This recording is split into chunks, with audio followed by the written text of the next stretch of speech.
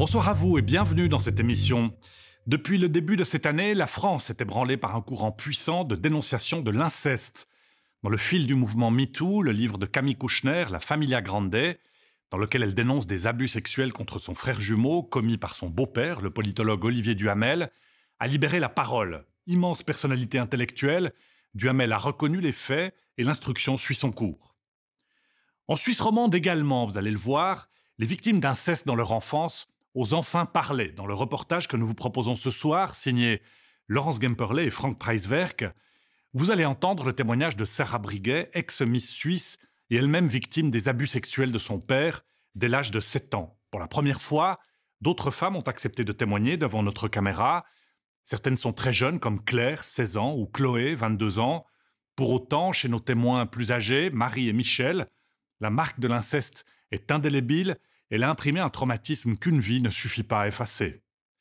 L'inceste, ça vous tue, et il faut qu'on vive, dit une des femmes qui s'est confiée à notre équipe. La dépression, le suicide sont à tous les carrefours des victimes de l'inceste. La clé, la seule clé pour s'en sortir, c'est la libération de la parole, de ce secret si lourd à porter et qui ronge de l'intérieur. Mais vous allez le comprendre, parler de l'inceste, faire sortir la souffrance et la rage intérieure, dénoncer ses parents en justice, c'est un effort parfois insurmontable.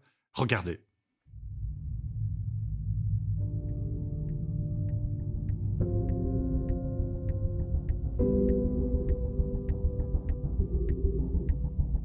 Oser parler, oser dénoncer son père, son oncle.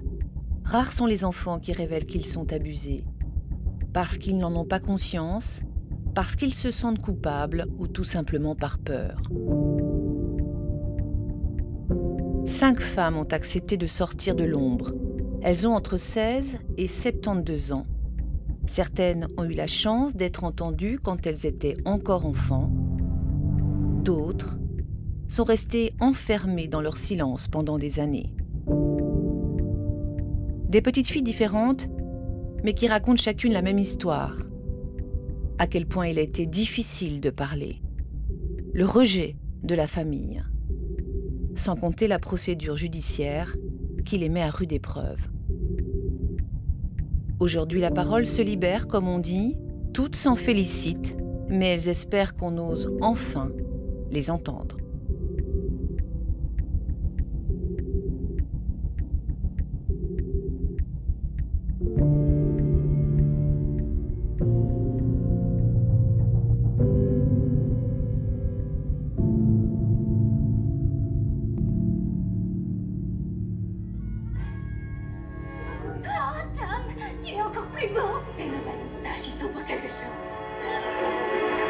Il commençait à faire nuit. Je regardais la télé à côté de lui. Et il y avait un canapé ici, un autre là. Et je regardais la télé, donc mon regard était fixé sur la télé. Mais j'avais un peu la vision périphérique, quoi. Donc je voyais mon père. Et j'étais assise et là, j'ai commencé à me sentir mal parce que je voyais que de ce côté, mon père, il avait comme enlevé son pantalon un peu, baissé, et il se touchait en me regardant. Et j'étais pétrifiée, j'étais comme ça, enfin, je n'osais même pas trop regarder comme ça. Et je me souviens que j'avais plus de salive ni rien, tellement ça. Enfin, parce que je savais que c'était pas normal. Et mon cœur, il s'est resserré d'un coup. Et j'ai continué à regarder la télé. En fait, j'avais peur. Et puis, bon, il a continué. Et ensuite, il est venu à côté de moi. Et il est venu à côté de moi, pardon. Et il m'a dit... il m'a pris ma main. Et il l'a mise sur son sexe. Il a commencé à faire des mouvements de va-et-vient. Enfin, moi, quand j'étais petite, je savais pas ce que c'était. Et j'avais jamais vu un sexe d'homme dans ma vie. Enfin, je savais même pas à quoi ça ressemblait. Donc, pour moi, ça a duré une éternité. Mais j'arrive pas à savoir combien de temps. Mais pour moi, c'était une éternité. Et donc, ça a continué. Puis, il a pris ma tête. Et il m'a dit suce. Moi, je lui dis non. Non, je veux pas. J'ai commencé à pleurer. Il m'a dit mais pourquoi tu veux pas suce, il me disait. Et il appuyait ma tête comme ça. Il la rapprochait de son sexe le plus possible. Et là, à ce moment-là, j'ai été sauvée parce que j'avais ma tête toute proche. Et là, il a entendu que ma maman était en train d'arriver avec la voiture. Et là, il m'a lâchée. Il m'a pris comme ça des 2 mains. Et il a dit « Tu dis rien, sinon je te tue ». Chloé a 7 ans au moment des faits reconnus et condamnés par la justice. La petite fille qu'elle est croit son père quand il la menace. Elle en fait même des cauchemars. C'est seulement quand ses parents décident de divorcer qu'elle s'autorise enfin à parler.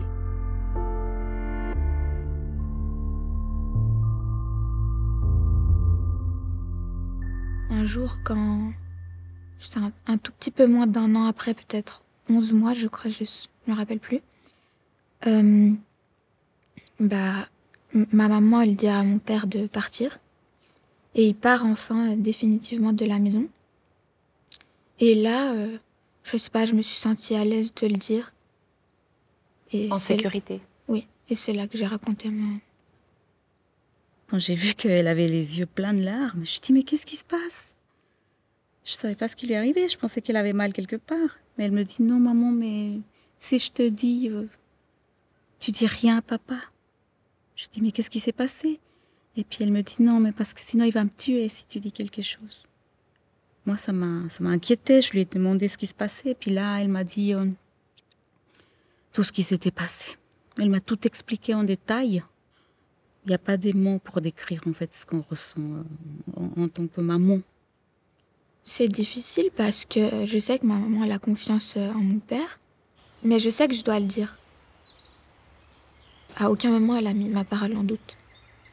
Si elle ne m'avait pas cru avec mon caractère d'enfant comment j'étais quand j'étais enfant, je pense que j'aurais plus rien dit à personne. Et je l'aurais gardé pour moi pour toujours. L'inceste, comme la plupart des violences intrafamiliales, sont les pires actes parce qu'en fait, ils sont commis par les figures d'attachement primaire et par les personnes qui devraient assurer la protection. Donc, il n'y a pas qu'une atteinte physique liée au coup ou à l'abus sexuel, mais il y a aussi une atteinte très profonde de la construction de l'enfant dans les liens qu'il peut établir avec des personnes adultes protectrices. Donc, à ce titre-là, c'est en effet les pires. Si Chloé n'a été victime qu'une seule fois d'inceste, Claire a subi des attouchements depuis son plus jeune âge. Mais ce n'est qu'à l'adolescence qu'elle laisse éclater la vérité. Une longue prise de conscience, complexe, douloureuse, à la mesure de la confusion des sentiments dans laquelle elle était empêtrée. C'est la figure paternelle, c'est le père. Donc on n'imagine pas du tout qu'il puisse faire du mal en fait. Et dans mon cas, c'était quelque chose de tellement habituel en fait, depuis toute petite, que c'était comme si ça faisait partie de mon éducation. Donc il a été vraiment très compliqué de me rendre compte que cette chose, cet acte qui était là depuis toujours, qui me semblait à première vue normal, en fait ne l'était pas. Claire a 16 ans. Si elle témoigne de manière anonyme, c'est parce qu'elle est engagée dans une procédure judiciaire contre son père. Avec mon père, on était assez proches, même beaucoup d'ailleurs. Il m'appelait sa princesse, il me présentait vraiment à tous les autres comme son trésor, comme sa fierté. J'étais sa réussite en fait. Quel lien tu as avec lui? Tu aimes ton père à ce moment-là? Ouais, j'étais très très proche de mon père. Je pense que c'est normal pour les enfants que quand ils reçoivent de l'amour de leurs parents, ils sont heureux. Enfin, quand on est enfant, c'est tout ce qu'on demande, de l'attention, de l'amour de ses parents, de la reconnaissance. Et mon père, il me donnait tout ça.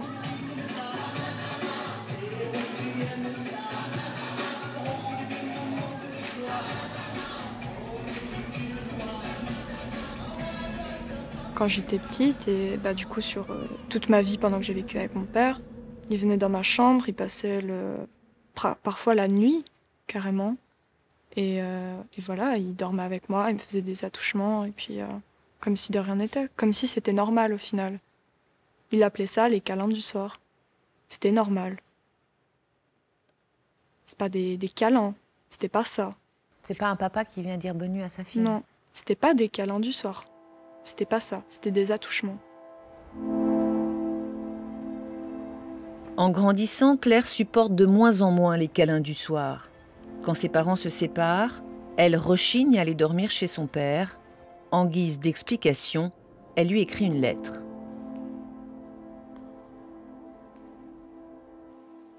Les raisons qui font que je suis fâchée. J'aimerais être considérée comme une personne mature de 13 ans. Plus de surnoms ridicules, petit cucu, petit chat. Plus de bisous sur la bouche, je ne veux plus que tu dormes avec moi. Plus de caresses. Plus de visites nocturnes. Se jeter nu sur mon lit en pleine nuit. Tout est dit dans cette lettre, tout. Et quand je l'ai lu, en fait, je l'ai lu comme une lettre de petite fille qui parlait de choses qui la dérangeaient, mais j'ai pas pesé le poids des mots, en fait. Non, j'ai rien vu. Tout y est et vous êtes passé à côté. Tout y est vu. Oui, tout y est et j'ai rien vu. Complètement. Quand Claire refuse catégoriquement de se rendre chez son père, le service de protection des mineurs finit par s'en mêler. Et c'est face à l'évaluatrice du SPMI que l'adolescente se libère enfin. Il y a une voix en moi qui me hurlait de dire « Il m'a touché là. Parle. » Et j'ai parlé et j'ai eu de la chance d'avoir cette voix en moi et d'avoir osé parler. Et elle me regarde et elle me dit ça s'appelle des attouchements et je vais devoir porter plainte parce que c'est pas normal. Et après j'ai dû l'annoncer à ma mère et ça a été très dur. Ouais. Ça a été, je pense, l'un des moments les plus compliqués de ma vie. Elle allait forcément se dire qu'elle avait pas été là pour moi et qu'elle n'avait pas réussi à me protéger. On est sidéré. C'est un état de sidération, c'est le terme exact. Parce que, je me souviens, déjà, il y a un moment où finalement on a l'impression qu'on nous raconte une histoire mais qu'on n'est pas concerné. Après, on prend les informations de plein fouet et après, je pense qu'on pleure. On pleure et puis après vient le temps de la culpabilité où on se dit mais comment j'ai pas pu me rendre compte de tout ça parce qu'il y avait des choses qui me dérangeaient mais C'était quoi ces choses qui vous dérangeaient? Qu'il soit toujours scotché à elle, qu'il aille dormir avec elle, entre un papa aimant qui fait des câlins à sa fille et une personne qui se comporte de la sorte, je me suis rendu compte de rien. Donc un grand sentiment de culpabilité que j'ai encore aujourd'hui.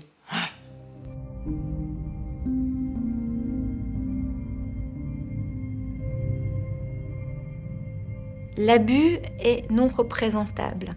Et finalement, si on a vécu dans une famille saine, où les relations étaient saines, il y a certaines choses qu'on n'imagine tout simplement pas. Et ça arrive aussi fréquemment que des parents, enfin des mamans, là, si on parle d'inceste, voient des choses, mais ne puissent pas imaginer en fait que ces choses-là aillent jusqu'à de l'inceste.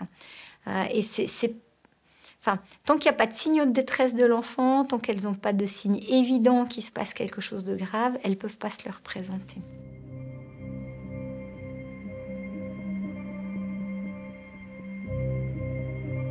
Une fois la parole libérée au sein de la sphère familiale, la question pour les victimes est de savoir si elles veulent la porter au-delà des murs de la maison. Autrement dit, dénoncer les faits à la police.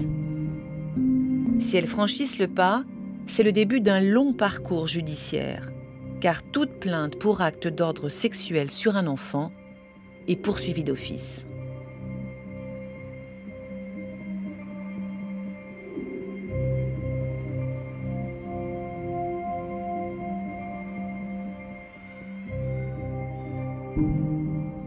Une fois qu'on parle, qu'on dit la vérité, pour moi c'est comme un château de sable. Et il tombe. Il faut aller voir la police. C'était horrible pour moi. Au début, je ne pouvais même pas voir des hommes ou comme ça. Il fallait que dans la police, ça soit une policière. Au début, c'était comme ça. Les mineurs victimes d'abus sexuels sont entendus à la brigade des mœurs. Depuis 2010, leur parole est recueillie par des inspecteurs spécialement formés pour ces auditions. Les auditions EVIG, qui signifie enfants victimes d'infractions graves et dont le but est d'assurer le questionnement le plus neutre possible. La parole de l'enfant, c'est le centre de l'enquête. Elle va être utilisée dans la procédure et puis c'est un moyen de preuve. Donc c'est pour ça que l'audition est filmée et on dit bien à l'enfant qu'en général, il n'a pas à répéter tout ce qu'il aura à dire. Le protocole nous permet d'aller à l'essentiel sans jamais poser des questions qui induisent la réponse de l'enfant. On ne va jamais dire à l'enfant est-ce que c'est papa qui a fait ça? Ça, c'est impossible. Ou le grand-père. Ou le grand-père. En fait, on ne va jamais aller directement poser la question. On veut que les mots soient les mots de l'enfant. C'est ses propres mots qu'il va utiliser. Et lorsqu'il utilise un mot, à ce moment-là, on peut le reprendre. Et on va le solliciter à en amener plus en lui disant oui, et après, dis-moi en plus, et après, parle-moi plus de toi à ce moment-là. Donc l'enfant, si il n'a pas vécu les choses, il ne va pas pouvoir les inventer parce qu'on ne lui aura pas suggéré de le faire. Comment on vit ça quand on a 14 ans et qu'on doit aller dénoncer son propre père? Ça fait peur. Il a fallu que je parle et là, ça a été assez éprouvant. On se met à nu, en fait. On se sent sale, on se sent vraiment sale. Je le referai pas 2 fois, quoi. On a des auditions, il n'y a rien qui sort. Ça arrive même souvent. C'est très compliqué pour quelqu'un de venir parler à un inconnu. On a beau leur dire qu'on est policier, qu'on est spécialisé, mais d'être face à un inconnu puis parler de sexe, c'est très compliqué.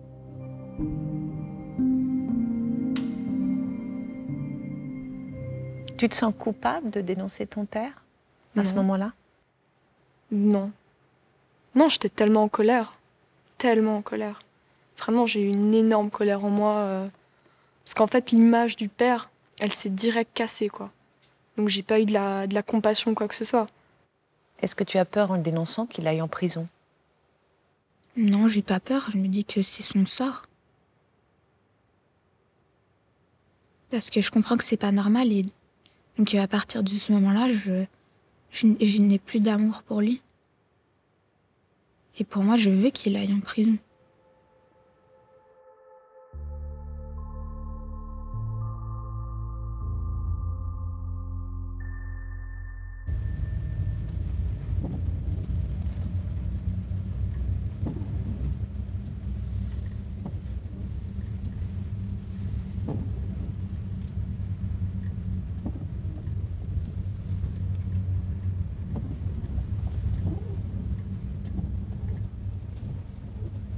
Et voilà la maison. C'est là où vous avez grandi? C'est là où j'ai grandi. Une maison pleine de souvenirs. Ouais, c'est un peu la maison des cauchemars. C'est la maison des cris, c'est la maison de la violence, des abus, de la manipulation, des phrases assassines et des parents malades en fait.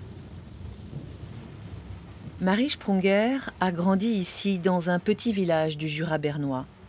Le milieu rural, la religion omniprésente. À cette époque, il y a 40 ans en arrière, parler d'inceste est on ne peut plus tabou. La petite fille est condamnée à subir en silence. Dans les souvenirs que j'ai, mon père fait ce qu'il a à faire au moment où il me frappe. Quand il me frappe, il me descend mes habits et il promène ses mains là où il faut pas. Mais c'est dans un acte de violence. Ce n'est pas dans un acte... mon père n'est pas venu la nuit dans mon lit. C'était essentiellement quand j'étais frappée. Ça allait plus loin parfois aussi, Marie? Plus loin, c'est difficile à expliquer. Mon père ne m'a pas pénétrée avec son sexe, mais est rentré en moi avec ses doigts. Et ça a exactement le même impact psychologique. Votre mère, elle est où quand votre père vous frappe et abuse de vous? Parfois, elle est là et parfois, elle n'est pas là. Parfois, elle est en face de nous, à regarder. Et parfois, elle n'est pas là. Elle regarde ce que votre père vous fait subir? Oui. Donc, complètement complice. C'est pire que ça, puisque c'est elle qui donnait l'ordre.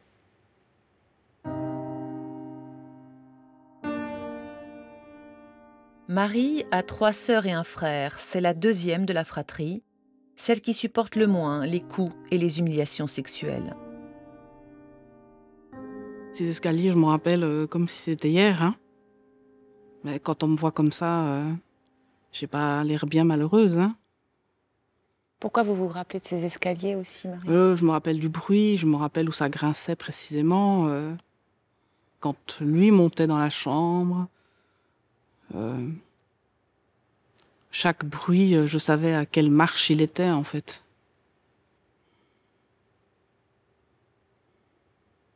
Le nombre de marches, vous vous souvenez aussi?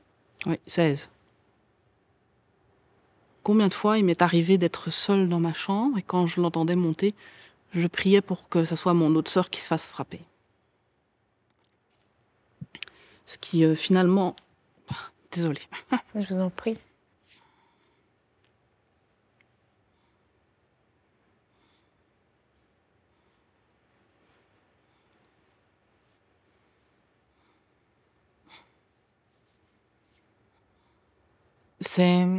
En fait, c'est terrifiant de souhaiter que ce soit l'autre qui se fasse frapper pour pas ne subir soi, en fait.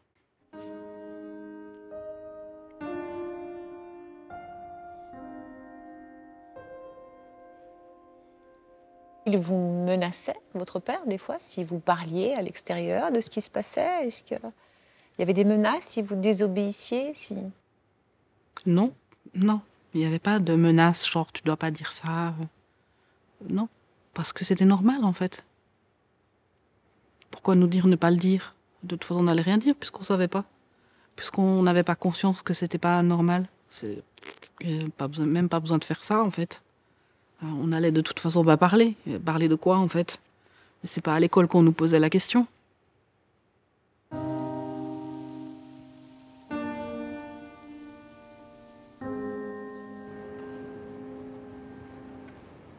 Sarah Briguet a attendu 48 ans avant de pouvoir se libérer de son secret.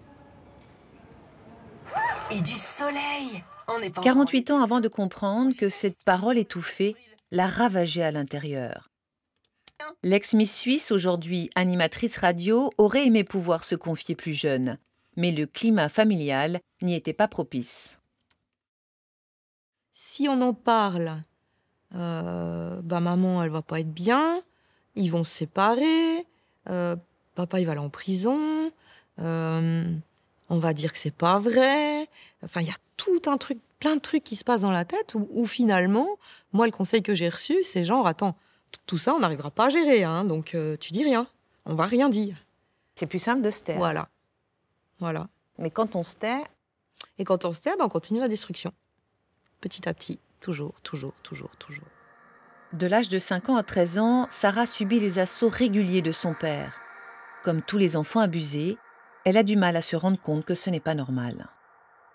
Quand on a 5 ans, on ne sait pas ce que c'est que le plaisir sexuel. Si un père vous essaie de vous donner du plaisir, votre propre père essaie de vous donner du plaisir, et vous dit, ça fait du bien, hein, c'est... papa, tu me fais des câlins, mais j'aime pas trop, c'est bizarre, quoi.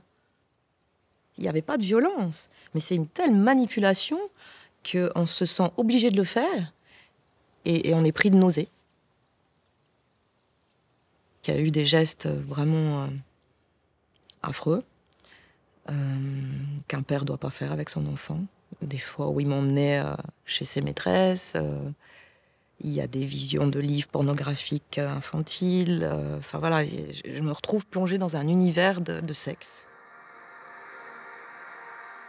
En fait, un enfant se construit sa représentation de la vie et de la vie de famille dans sa propre famille. Donc, a priori, c'est une page blanche et tout ce qui va s'écrire sur cette page va s'écrire avec la famille. Donc, quand il commence à avoir un parent qui va avoir des relations sexuelles avec lui, ça fait partie des choses qu'il a l'impression de devoir apprendre dans la famille. Et donc, il va très rapidement avoir le sentiment que c'est lui qui vit mal quelque chose qui doit être normal dans la famille. Quand Sarah devient adolescente et qu'elle prend conscience de ce qu'elle subit, elle essaye d'hurler la vérité à sa mère, mais celle-ci n'est pas prête à l'entendre. Je suis arrivée comme un cheveu sur la soupe pour elle, sans doute, mais moi, c'était le moment, il fallait que ça sorte. Et je lui dis, bon, voilà, mon père, je l'appelais papy, il n'a pas été correct avec moi. Et là, elle me regarde, elle me dit, mais comment ça, il n'a pas été correct avec toi? Et j'étais incapable de dire autre chose que ça. J'arrivais pas à donner de détails, je pouvais pas. Et je la vois quand même se décomposer. Donc j'ai bien compris qu'elle a compris. Là, elle me dit, écoute, maintenant on va aller à une fête de famille, on en parlera ce soir. Donc elle met son masque, je mets mon masque, on part à la fête de famille, tout va super bien, personne ne voit rien, alors qu'elle vient d'apprendre un truc monstrueux. À défaut de se sentir considérée par les siens, Sarah cherche alors à exister dans le regard des autres. Quelle image vous avez de vous? Elle est inexistante. J'ai une image d'une petite fille morte. La petite fille, quand elle est morte, il lui restait plus qu'un corps qui a grandi. Et ce corps-là, moi, je l'ai utilisé. Je l'ai utilisé avec un besoin extrême de reconnaissance. Miss Schweiz 1994. Miss Suisse 1994. Miss Svizzera 1994. Heißt Sarah Brigge. C'était un moyen d'exister. Vous me voyez, je suis là, j'existe. Regardez-moi. Sauf que je me suis vite rendu compte que c'était vide. Donc j'étais de nouveau cette image vide, entourée d'hommes, parce qu'on est un objet, parce que c'est trop bien d'avoir une Miss Suisse dans son lit. Mais Sarah, elle n'existe pas, elle n'existait pas. Mais quand vous êtes dans ce lit justement de ces hommes, votre corps à vous, il vit quoi? Il frémit sous les caresses? Non, le corps, c'est un objet. C'est un objet. Depuis la première fois où c'est arrivé, où c'est devenu un objet, il est resté objet. Il fait semblant. Il fait semblant. Malgré la célébrité, malgré les louanges, Sarah n'arrive pas à habiter ce corps qu'elle expose. L'icône de beauté est rattrapée par son sentiment de vide, au point même un jour de vouloir en finir. Je prends tous les médicaments que je trouve dans la maison. Je prends de la vodka, j'écris une lettre, je m'allonge. Et je me suis réveillée à l'hôpital. J'ai fait je sais plus combien de jours de coma. Enfin voilà, je me suis ratée. Et ma première réaction quand je me suis réveillée, c'est mais pourquoi je suis encore là? J'arrivais pas devant un médecin à lui dire je suis mal parce que j'étais abusée par mon père quand j'étais petite. J'ai vécu l'inceste. J'étais incapable de le dire. Je le savais, je comprenais, mais je savais pas que c'était ça qui me détruisait. C'est ce qu'on appelle justement la mémoire traumatique, quoi. C'est que c'est tellement douloureux que la douleur, on l'enfouit quelque part où on peut. Et tout d'un coup, un jour, elle explose.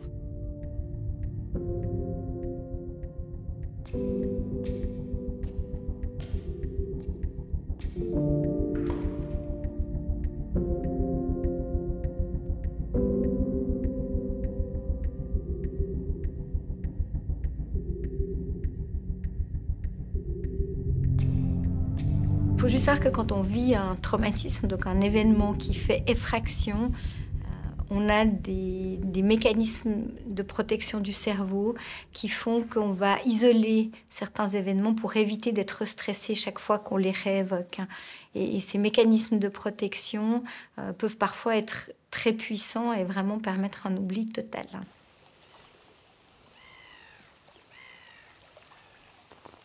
Michel Chaillet avait 5 ans quand son oncle a abusé d'elle lors de vacances au bord de la mer. Un épisode traumatique qui a disparu de sa mémoire pendant des années. Seules des images fugaces venaient parfois la hanter. Ce sont des flashs qui sont pas permanents, mais qui reviennent régulièrement. L'eau, le rocher et le cri de ma mère. Et heureusement, ma mère m'a arraché de ses bras en disant « ça suffit ». Mais je ne comprenais pas. J'ai mis très longtemps à comprendre tout ce qui m'est arrivé.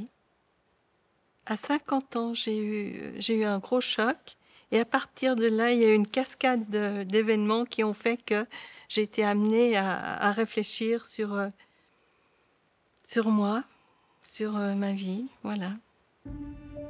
Une vie traversée par un mal-être diffus. Tentative de suicide à 20 ans, séjour en hôpital psychiatrique à 30 ans, et toujours cette incapacité à se sentir pleinement heureuse. Les portes de sa mémoire commencent à s'ouvrir après une série de révélations. La découverte que son mari la trompe, puis ces 2 filles qui lui apprennent qu'elles ont elles-mêmes été abusées étant enfants. C'est à partir de ce moment-là que j'ai commencé à parler de mes flashs et que tout est sorti. Et que mon amnésie a stoppé. Et j'ai retrouvé tous mes souvenirs d'enfance, parce que j'avais rien derrière moi. J'ai avancé sans bagage. Je n'avais pas de racines. Au milieu de tous ces souvenirs, l'image de ce qui s'est passé avec son oncle pendant ses vacances devient de plus en plus précise, mais pas suffisamment. Alors Michel va jusqu'à l'accompagner sur son lit de mort pour obtenir ses aveux. Un jour, je lui ai demandé, je lui ai dit « Fred, explique-moi, qu'est-ce que ça veut dire Saint-Jean-de-Luz pour toi ?» Et là est arrivé les aveux, mais c'était impressionnant. Qu'est-ce qu'il vous dit? Il me dit « Oh, ma chérie, comme on était bien. C'était des belles vacances, les plus belles vacances. On était bien, on avait de l'eau jusque-là. C'était une histoire d'amour. Puis je dis, mais Fred, t'avais quel âge avec quel âge? C'est pas possible, ça. J'étais une enfant. Il m'a dit, mais non, ma chérie, dans la famille, c'est possible. Il y a pas de... Enfin, lui, c'était une histoire d'amour, quoi. C'était quelque chose de merveilleux. Il a quel âge quand il vous dit ça? Il a 103 ans.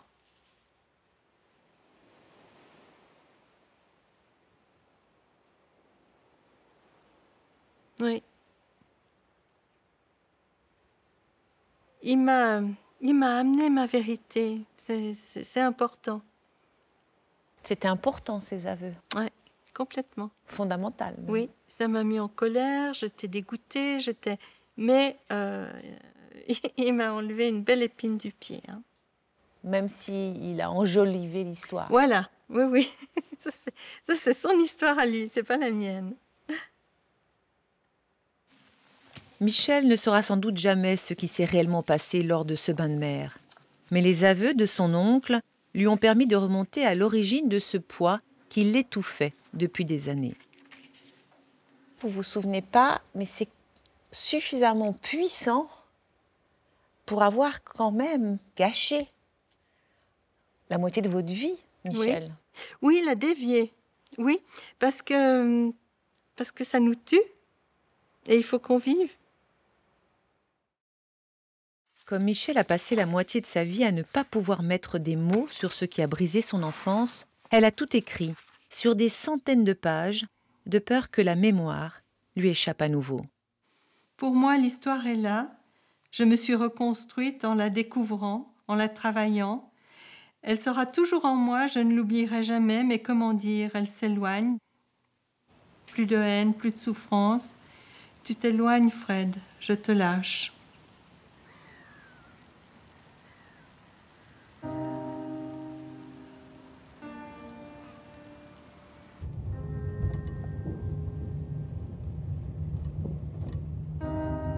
Marie Sprunger a mis du temps avant d'oser briser la chape du silence. Elle a 20 ans quand elle décide d'alerter le maire de son village.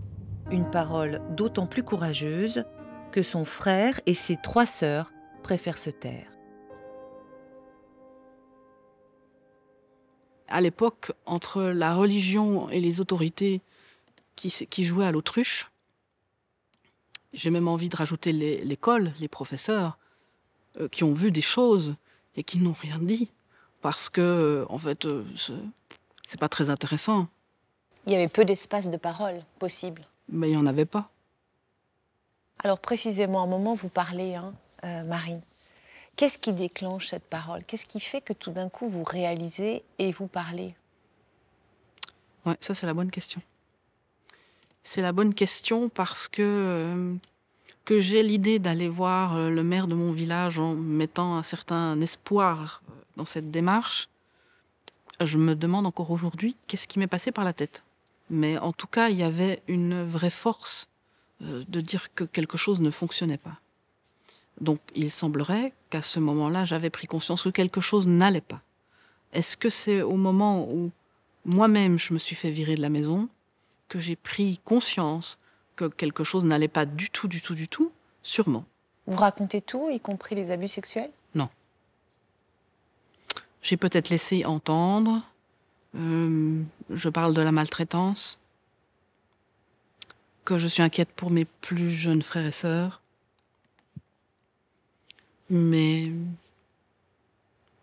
dans ce que je me souviens pas d'avoir dit clairement ces mots-là.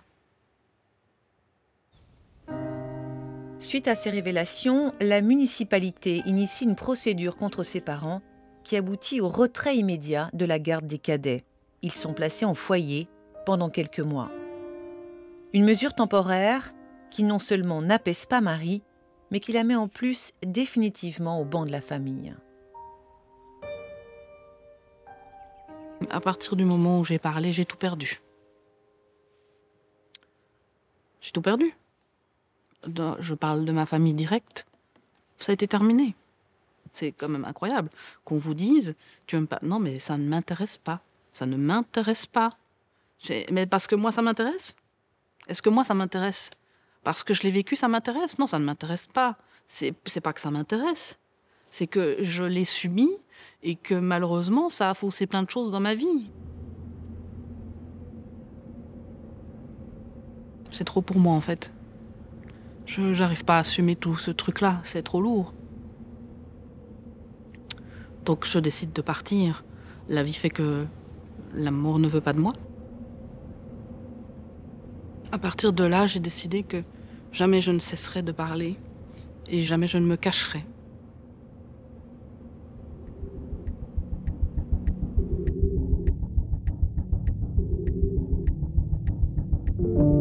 Marie, Michel, Sarah, des personnalités différentes, mais qui toutes ont développé les symptômes classiques des victimes d'inceste, dépression chronique, tentative de suicide, scarification, des troubles liés aux actes qu'elles ont subis, mais aussi à l'absence de reconnaissance de leur souffrance.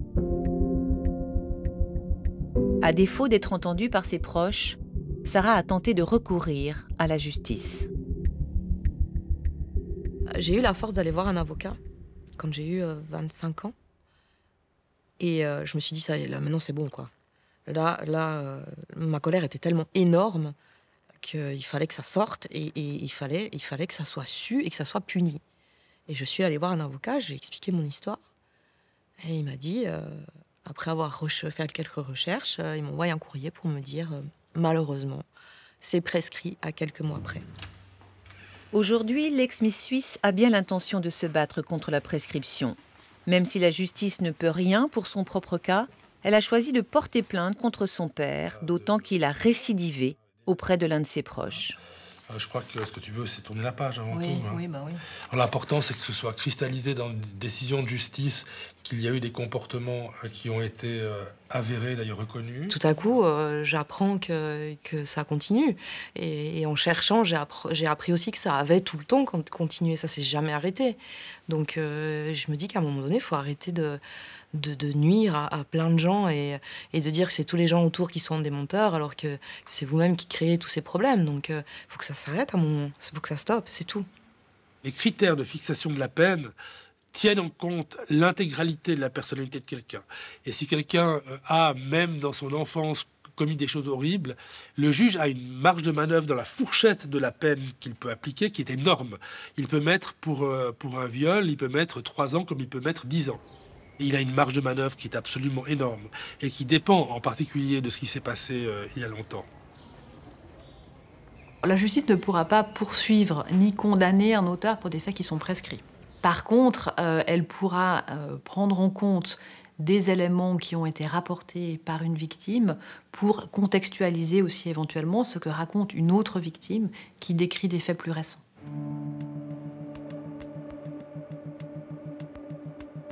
Malgré la gravité des actes, Marie Sprunger n'a pas eu la force d'aller en justice. Vous imaginez si j'étais confrontée à chacune de mes sœurs et de mon frère, à essayer désespérément de leur rappeler les sales souvenirs. Quand vous êtes la seule sur une fratrie de 5 à le raconter, vous passez forcément pour la dingue et la menteuse. Est-ce que vous pourriez vivre avec l'idée que votre père aille en prison aujourd'hui pour ce qu'il a fait? C'est bien là le problème. C'est le fameux problème de la loyauté aux parents, que j'ai beaucoup travaillé en thérapie, qui finalement est quelque chose de tellement compliqué. Il y a une espèce de profonde détestation du parent à un point absolument horrible. Et en même temps, c'est affreux à dire, mais on a l'impression qu'on est accroché à eux parce qu'on vient de là, en fait, et qu'on peut rien y faire. Imaginez, moi, en tant que fille de... Je mettrais ces gens... la justice mettrait ces gens en prison.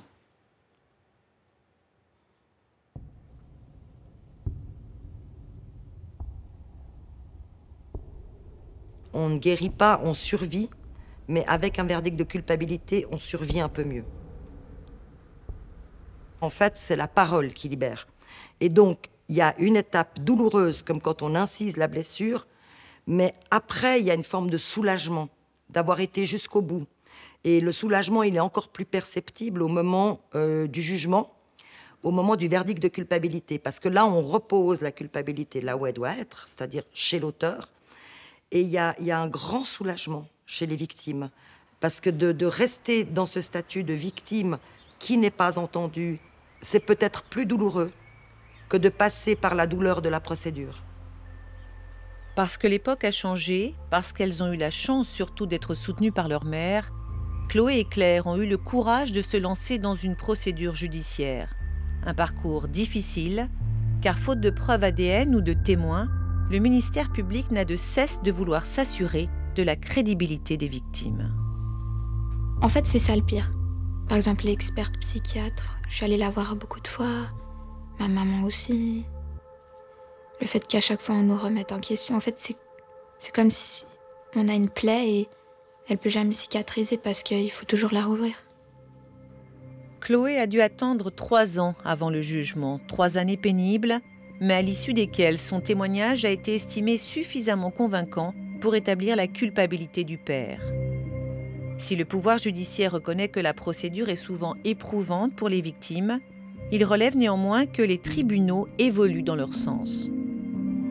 Le tribunal fédéral a précisé qu'il était possible, dans le cadre d'infractions de type sexuel commises à huis clos entre 2 personnes, de pouvoir prononcer des condamnations sur la base exclusive de la parole de la victime, pour peu qu'elle soit crédible et qu'elle soit cohérente avec des autres éléments du dossier.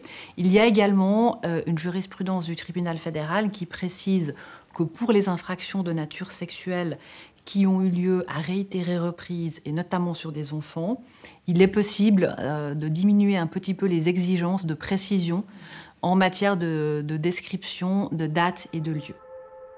Le père de Chloé a été reconnu coupable d'actes d'ordre sexuel sur un enfant. Il a été condamné à une peine pécuniaire de 300 jours amende fixée à 30 francs, avec un sursis de 4 ans.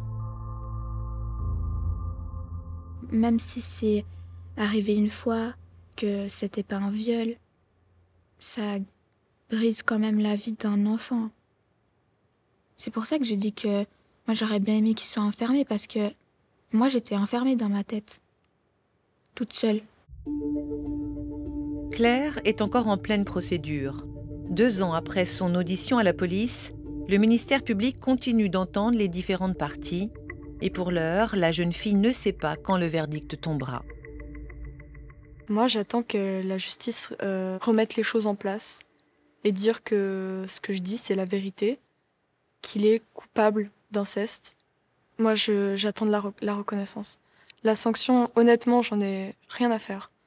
Le plus important dans ce genre d'histoire, c'est qu'on reconnaisse que ce qui s'est passé, ça s'est passé. Je ne pense pas qu'il avouera un jour ce qu'il m'a fait. Donc je n'attends absolument rien de lui. Par contre, j'attends que la justice le punisse pour ce qu'il m'a fait.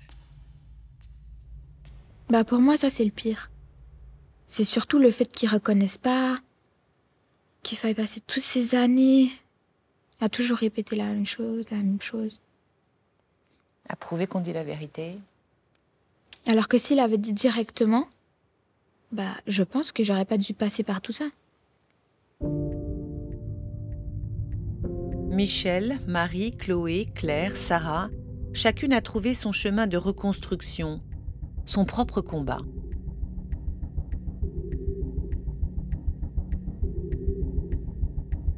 Oh, la violence! Comment la reconnaître?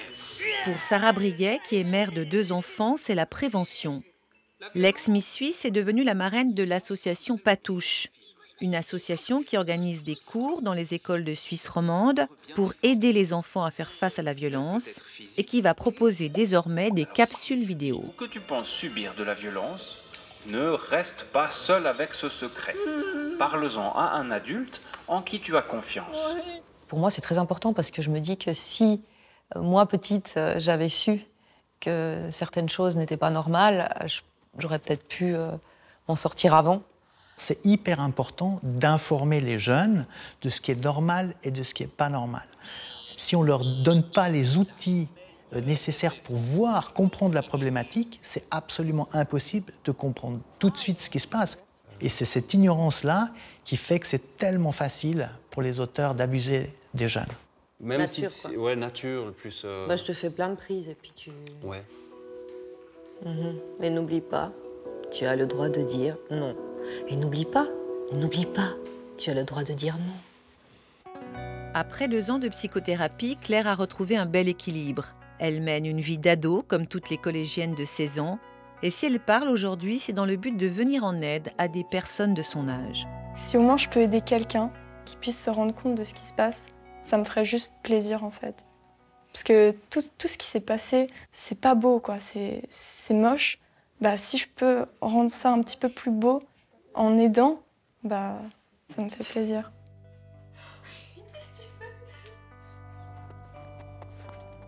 Outre la photographie qui est son métier, Marie s'est donnée pour mission de témoigner au nom de toutes les victimes silencieuses.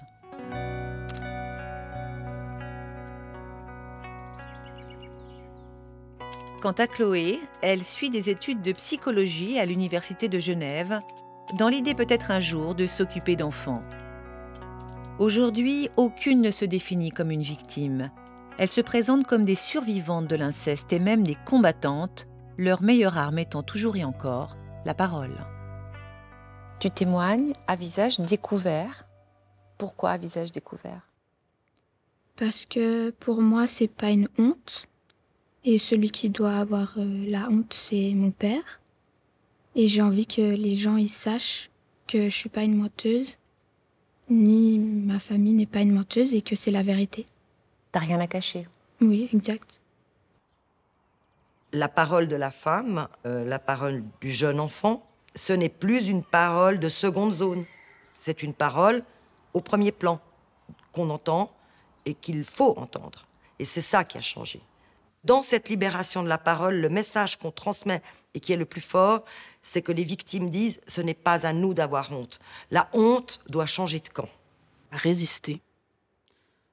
Ce mot est un peu mon mot que je me répète en fait. Résister. Mais je résisterai. Je continuerai à résister. On a beau me dire « non, mais qu'est-ce que tu racontes ?» Je m'en fiche en fait. Vous n'êtes pas qu'une victime. Loin de là.